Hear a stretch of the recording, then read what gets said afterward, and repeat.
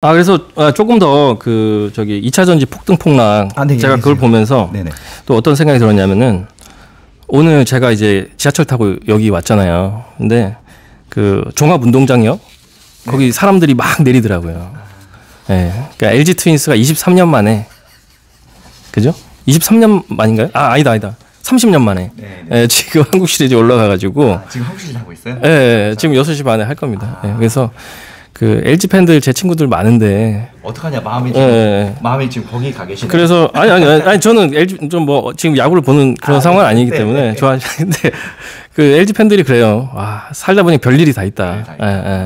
맞다. 그리고 지금 그런 거죠. 2차 전지 폭등 이야기 해주셨는데 원래 우리나라 같은 경우는 30% 상한선 하한선이 있잖아요. 그렇죠. 미국처럼 무제한이 아니잖아요. 그렇죠. 그래서 근데 어제 그 2차 전지 레버리지 50% 올랐단 말이에요. 일단 오늘 22% 빠졌는데 제가 주변에 물어보니까 국내 ETF에는 상한가가 없는 거를 다들 모르시더라고요. 주식 20년, 30년 하신 분들도 모르시더라고요. 저도 몰랐습니다. 저도 몰랐던 게 원래 선물 상한가가 10%였어요. 근데 저는 이제 코스닥 150 선물이라고 코스닥 지수에 이제 선물이 있어요. 그래서 10% 가길래 여기서 끝날 줄 알았는데 15% 가더라고요. 그러니까 저도 잘못 알고 있었던 거예요. 그 선물 상한가도 예전보다 더 넓어졌던 거고. ETF는 이제 그 상한선 하한선이 더 넓다는 거. 네, 저도 이번 기회에 알았습니다. 이게 한번 당해봐야 하더라고요. 그러니까요. 근데 진짜 20몇 년 내에 이런 경우가 아예 그냥 국장 자체의 역사에 없다는 거예요. 왜냐하면 제가 옵션을 그렇게 오래 거래를 많이 해봤는데도 진짜 콜에서 하루에 190배 나온 건 처음 봤어요. 이어서 또 질문해 볼게요. 최근에 주가 조작 사태가 터졌잖아요. 제가 지금 본 걸로만 한 3번째인가 그런 걸로 알고 있는데 주식시장에 국장에 사실 가슴 아픈 이야기지만 문제가 좀 있다고 보는데 이런 그 주가 조작 사태 특히 중소형주로 당연히 하겠죠. 그 피해는 당연히 개인들만 보는 겁니다. 그래서 이런 고질적인 문제들 어떻게 바뀌어야 될지 의견 좀 부탁드립니다. 중소형주도 아니에요, 사실. 소형주도 아니고, 뭐, 영풍재지 같은 경우는 시가총액 거의 뭐 2조, 3조 하던, 기업이었고, 그 전에 이제 뭐, 그 라더견 일당 그분들이 했던 그것도 뭐 보면은 굉장히 괜찮은 주식들, 그냥 뭐 회사들이 나쁘지 않은 회사들 가지고 이렇게 장난을 쳤는데, 이 참 개인 투자자들 입장에서는 믿고 이거 한국 주식 할 수 있겠냐, 이런 좀 불안감이 많으실 것 같아요. 그러니까, 저도 사실은 제가 그 유튜브 채널 하고 있지만 국내 주식 얘기는 전혀 하지 않아요. 부담스러운 거예요, 솔직히. 그 자문사를 또 하고 있기 때문에 자문사에서 또 잘못하면 또 리딩 방송처럼 제가 이제 뭐 선행매매 하지도 않지만 괜히 국내 주식 얘기하면 저 사놓고 저런 얘기 하는 거 아니냐 이런 얘기 또 들을 수 있을 것 같아갖고 제 유튜브 채널 보시면 아시겠지만 국내 주식 얘기한 거 딱 한 종목 있어요. 그 맥커리 인프라. 그거 말고는 국내 주식 얘기는 아예 하지 않고 그래서 좀 조심해야 될 시기인 것 같고 투자자들 입장에서도 사실은 이래서 진짜 정부를 믿고 금융시장이라든지 한국거래소를 믿고 계속 중소형주 투자를 할 수 있을까 뭐 이런 이제 부담감이라든지 불안감 계속 되실 것 같아서 저도 뭐 어떤 해답을 이렇게 딱 말씀드리고 싶은데 해답을 모르겠고 그래서 좀 뭐 인덱스라든지 뭐 ETF라든지 뭐 이런 좀 포트폴리오로 좀 하시는 게 국내 시장에서는 당분간 맞다 이렇게 생각이 듭니다. 역시 주식은 안전주가 아무래도. 네네. 지금 저 같은 경우도 지금 이런 사건을 보면 개인 투자자분들 피해를 본 것도 그렇지만 그 회사를 운영하시는 분들도 진짜 억울할 것 같아요. 예를 들어서 정상적으로 열심히 회사 잘 굴리고 매출 잘 나오고 있는데 갑자기 이런 세력들이 한번 들어왔다 나가면 원래 가치들보다 훨씬 많이 떨어져서 이제 제자리를 찾더라고요. 회사들 같은 경우도 피해를 굉장히 많이 보는 거잖아요. 그 종목을 잘못 찍혀서 그런 거 보면 참 굉장히 좀 황당할 것 같아요. 네. 그러니까 회사 경영자나 주주들 입장에서도 황당할 수밖에 없죠. 장기적으로 회사의 그 사업 방향을 가지고 뭔가 이제 매출과 뭐 영업이 극대화를 위해서 이분들이 노력을 하실 텐데 엉뚱하게 이제 말려들면은 사실은 이제 회사의 이제 본질하고 다르게 이제 평가받을 수 있는 거잖아요. 그러니까 이 자본시장이라는 거는 이 기업이 실질적으로 나중에 어떤 현금 흐름을 만들어내고 어떤 비전을 가지고 있느냐 이거 가지고 지금 평가를 받아야 되는데 그렇죠. 이런 이제 조작 세력한테 이제 평가를 이제 매도당하는 거잖아요. 한마디로. 그래서 이런 일들이 좀 빨리 좀 마감이 돼서 한국인 투자자들 이제 한국 투자자들이 좀 제대로 좀 투자를 좀 하셨으면 좋겠다 이런 생각을 해봅니다. 근데 저도 이게 좀 빨리 언제 해결이 된다? 야, 잘 모르겠어요, 솔직히. 저도 사실 놀랬어요. 그러니까 올해 가장 충격적인 이제 일들 중에 하나인 것 같습니다. 네. 특히 요즘 같은 이제 많이 그 모니터링 시스템이 많이 발달했다고 생각했는데도 계속 잡히니까 특히 그런 것 같아요. 네, 다음 이야기 해보겠습니다. 저희 아까 급하게 질문 바로 시작하느라고 경력 소개를 못 해드렸어요. 네, 이사님, 거의 지금 주식 투자를 25년 이상 해오고 계시잖아요. 어디서 근무하셨는지, 주식시장 어떻게 공부하셨는지, 경력 먼저 좀 많이 이야기 부탁드립니다. 제가 능력이 있어서 그랬는지, 능력이 없어서 그랬는지 좀 경력이 다양합니다. 네. 근데, 가장 이제, 중심이 되는 경력은 이제 헤지펀드 매니저고요. 네. 제가 어렸을 때부터, 선물 옵션, 그 다음에 선물 옵션을 이용한 차익 거래, 아까 헤지펀드 말씀드렸지만 롱숏 거래라든지, 다양하게 헤지펀드에서 쓰는 전략들 거래를 많이 했었고요.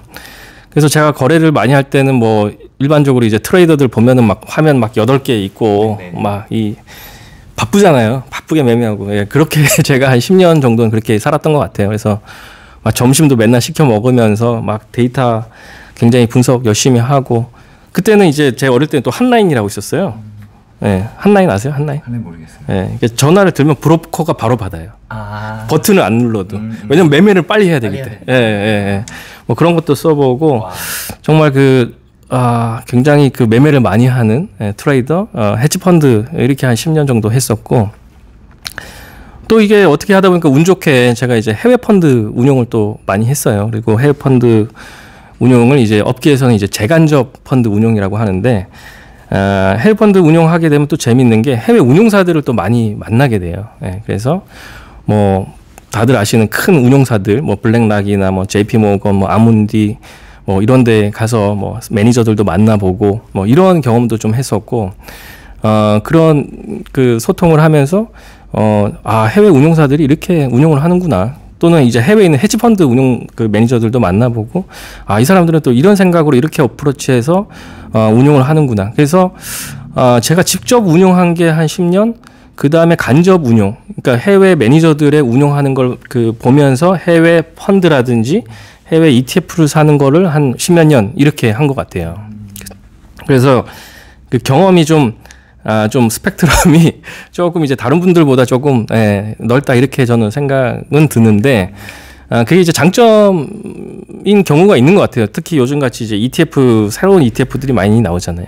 근데 이제 저는 이제 ETF를 설계도 해보고 상장도 시켜본 경험도 있고, 그리고 해외 운용사들이 어떻게 지금 하고 있는 것들도 알고, 그 다음에 국내 운용사들, 국내 리서치 센터, 애널리스트들 어떤 생각 가지고 있는지 많이 경험이 있다 보니까 조금 그런 쪽에서 이제 좀, 넓은 스펙트럼에서 좀 볼 수 있는 게 제 장점인 것 같아요. 그래서 이렇게 다양하게 경험을 했었고, 국내 운용사 위주로 계속 근무를 했었는데, 한 재작년부터 여기 자문사에 조인을 해서 일반인들 대상으로 해서 자문상품 자문을 하고 있는 그런 상황이 되겠습니다.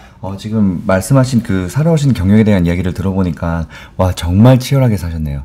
정말 열심히 사셨고 또 선진국의 그런 감사합니다. 그런 선진국의 시스템을 많이 배워 오셨겠네요.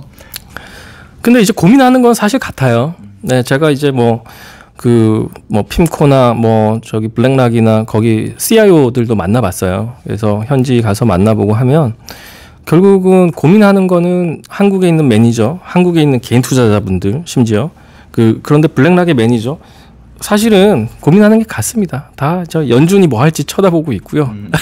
미국 실업률 어떻게 될지 쳐다보고 있고, PCE 보고 있고, 다 데이터 보고 있고, 다 똑같습니다. 사실 특출나게 큰 운용사의 유명한 매니저라고 해서 특출난 이런 재주가 있는 게 아니거든요. 그래서 제가 이제 방송에도 이렇게 말씀드리지만 어떤 특정한 사람을 너무 믿지 말라 이렇게 말씀드린 것도 사실은 유명한 사람이라고 해서 그 사람이 뭔가 대단한 걸 가지고 있는 게 아니거든요.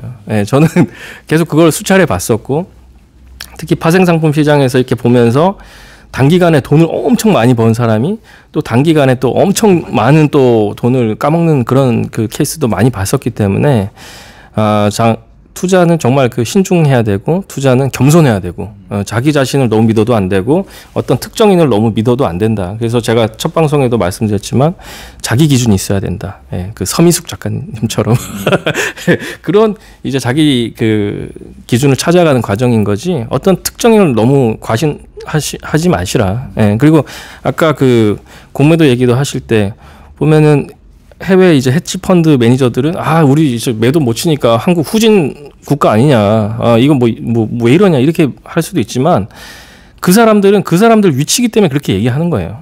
예, 제가 이제 헤지펀드 매니저들을 또 만나 보면은 자기한테 유리한 그 뭐 가스라이팅이라고까지 하긴 그렇지만 끌고 가고 싶은 거예요. 자기가 그 포지션이기 때문에. 뭐 예를 들어서 2016년도에 조지 소로스가 다보스 포럼 가가지고 위안화가 급락할 거다.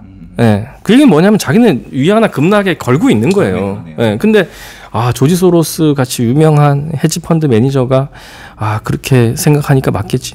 이런 순수한 게 이게 보시면 안 된다는 거예요. 예. 그러니까 이 돈을 버는 이 사람들은 굉장히 약탈적이에요. 자기 자신의 유리하게 이야기. 그럼요. 예, 예. 그러니까 제가 이 업자들 얘기를 믿지 말라고 한 게 조지 소로스 그러죠. 제이미 다이먼이라고 뭐 많이 나오잖아요. JP 모건의 뭐 그 오랜. 저는 그 사람도 결국은 자기 회사에 유리한 얘기를 하는 거죠. 예. 그러니까 그런 이제 그 헤지 펀드나 뭐 유명한 유명인들의 얘기를 너무 순수하게 받아들이시면 안 된다. 예. 왜냐하면 자기 포지션을 위해서 이렇게 얘기하는 거기 때문에. 예.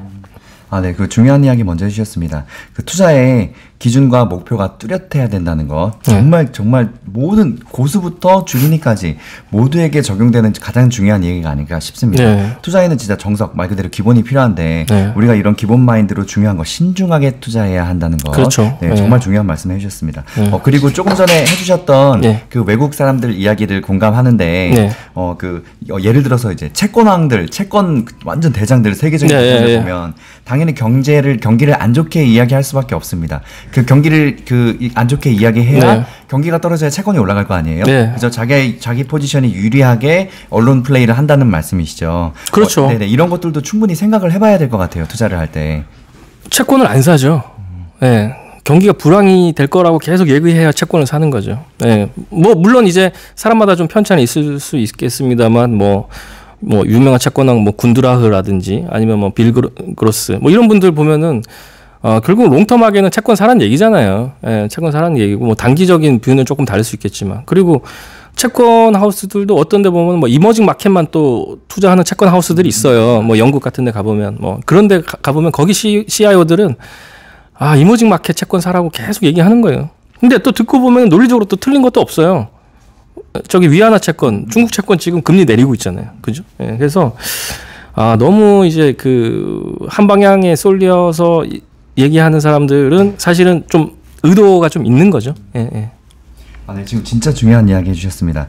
방금 마지막에 한 방향에 쏠려 있는 그런 대형 대장 투자자들의 이야기는 조금 걸러서 들을 필요가 있다. 정말 중요한 말씀이신데 맞습니다. 자기 포지션 뭐 예를 들어서 방금 채권 이야기도 경기가 떨어져야 내가 돈을 벌 거 아니에요. 그쵸. 자기가 걸은 거기에 그거를 이제 안 좋게 얘기해서 자기 자산이 올라가게 만들도록 언론 플레이의 언론의 힘을 충분히 활용할 수 있는 사람들이라는 그렇죠. 거. 이런 얘기 100% 믿고 투자하면 우리가 안 좋은 손해를 충분히 볼 수 있습니다. 그렇죠. 의도가 있는 것 같아요. 예를 들어서 뭐 제이미 다이먼도 금리가 7% 간다 이런 얘기 했었잖아요. 근데 사실 저는 그 사람이 7% 간다고 생각해서 그렇게 얘기하는 것 같지는 않아요. 두 가지 의미가 있는 것 같아요. 첫 번째는 JP 모건이라는 큰 회사가 있잖아요. 밑에 뭐 많은 매니저들도 있고 트레이더들도 있을 텐데 니들 함부로 채권 그렇게 사지 마라. 이 얘기예요. 그 얘기를 CEO가 세게 얘기를 해줘야 밑에 애들이 안 한다고요. 예. 그죠? 맞아요. 무슨 말씀인지 아시죠? 그래서 사실은 그런 의도도 깔려 있는데 이제 우리가 이제 신문으로 볼 때는 피상적인 그런 얘기들, 그냥 딱 워딩 자체만 이렇게 계속 딜리버리가 되다 보니까 그런 이제 좀 속뜻이 뭔가 이런 부분을 저는 사실 고민을 하게 되죠. 왜냐하면 저는 이제 그래도 다른 분들보다는 좀 많이 좀 접해봤기 때문에 이런 저런 좀 생각들을 좀 하고 있고 뭐 그런 부분은 이제 제가 뭐 유튜브에서도 공유를 하고 뭐 그러고 있습니다. 예. 그래서 그리고 또 지금 말씀하신 것 중에 얘기 들어보면 투자의 스타일도 정말 중요한 것 같아요. 채권 하시는 분들, 뭐 주식 하시는 분들, 아까 뭐 여러 가지 이제 그 각자의 포지션에 따라서 투자 스타일이 다 다를 거 아니에요. 그렇죠. 우리는 이런 것들을 많이 조합을 해서 나만의 안전한 투자 방법을 만들어야 되는 것. 네. 네. 정말 쉽지 않고 어려운 것 같습니다. 공부를 많이 해야겠죠. 예, 그럼요. 네, 알겠습니다.